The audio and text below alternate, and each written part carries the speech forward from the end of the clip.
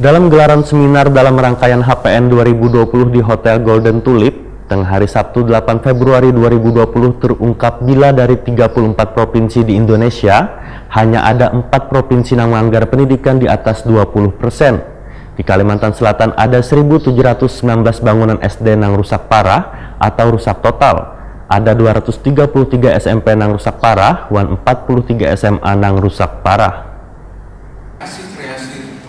Dalam gelaran seminar dalam rangkaian HPN 2020 di Hotel Golden Tulip Jalan Ahmad Yani Pal 2,5 Banjarmasin Tengah hari Sabtu 8 Februari 2020 terungkap bila dari 34 provinsi di Indonesia hanya ada 4 provinsi yang menganggarkan pendidikan di atas 20%. Ini hanya anggaran, belum lagi sarapan anggarannya. Sementara itu di Kalimantan Selatan untuk anggaran program urusan pendidikan kereda yang mencapai 20%. Nangkaya Banjarmasin sebesar 15,67%, Kabupaten Tanah Laut sebesar 15,74%, Wanang tertinggi Kabupaten Banjar sebesar 15,89%. Sedangkan yang terendah adalah Kabupaten Hulu Sungai Utara sebesar 0,3,85%. Demikian dipadahkan Direktur Pendidikan Indra Krismiaji di hadapan ratusan peserta HPN 2020. Menurut Indra Krismiaji, di Kalimantan Selatan ada 1.719 bangunan SD yang rusak parah atau rusak total. Ada 233 SMP yang rusak parah dan 43 SMA yang rusak parah. Indra Krismiaji menegaskan untuk apa pembangunan sekolah terus, namun setelah dibangun dibiarkan rusak dikarenakan keredah Bayesian Planning.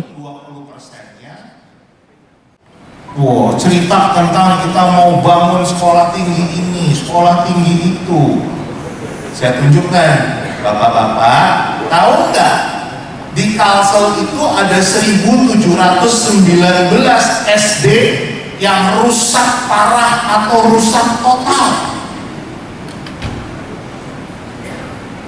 Ada 233 SMP yang rusak parah atau rusak total. Ada 43 SMA yang rusak parah atau rusak total. Ngapain bangun-bangun terus, tapi yang sudah dibangun dibiarkan rusak? Kenapa? Karena nggak punya planning. Dan ini selalu dibiarkan. Oke? Bisa tuh. Cerita tentang. Sementara itu Kepala Bapeda Kalimantan Selatan Insinyur Nurul Fajar Desira CS Wahetakoni Prima TV usai pertemuan membenarkan bila kondisi dan situasi pendidikan di Kalimantan Selatan tersebut. Permasalahan ini kadang hanya dirasakan oleh Kalimantan Selatan namun juga oleh provinsi lainnya di Indonesia. Dalam mengukur SDM melalui Indeks Pembangunan Manusia nang mana IPM di Indonesia atau dunia wan Asia menurut Nurul Fajar Desira kada begitu bagus. Sedangkan IPM di Kalimantan Selatan meskipun nilainya sudah tinggi yaitu 70, tapi masih di bawah rata-rata nasional sebesar 71. Salah satu yang menyebabkan nilai indeks pembangunan manusia adalah dari dunia pendidikan. Untuk kedepannya ujar Nurul Fajar Desira harus diperbaiki.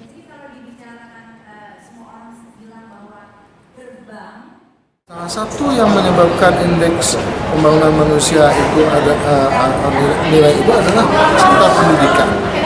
Mari kita lihat ke dalam lagi, mengapa pendidikan kita, mengapa IPM kita tinggi tapi di bawah rata-rata nasional? Karena pendidikan kita salah satunya adalah rata-rata lama sekolah kita masih di umur 8 tahun. Artinya anak-anak didik kita itu baru bersekolah kelas 2 SMP, belum tamat SMP. Nah, inilah yang jadi PR buat kita. Jadi bukan hanya persoalan sekolah, infrastruktur sekolahnya, ya, juga ada persoalan guru, ya, juga ada persoalan alat-alat sekolahnya, dan juga persoalan mungkin saja kurikulumnya. Nah, ini yang menjadi PR kita. Ya, ini harus kita perbaiki. Ya.